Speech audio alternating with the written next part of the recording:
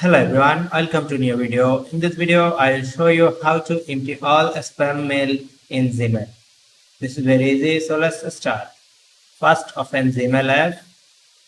Then tap here 3 horizontal line to find the spam mail. Then tap on spam. Now here tap on empty spam now. You can get an warning, empty spam. Now tap on empty to empty all of spam.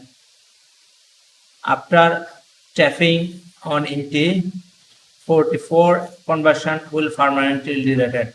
That means all of spam email permanently delete from here. If you want to delete them and empty your spam folder, then tap on empty. But at this moment I don't want to. For this I tap on cancel. That's it for now. I hope you understand this process. Then like the video and also as well as subscribe our channel for more interesting tech videos. Thank you.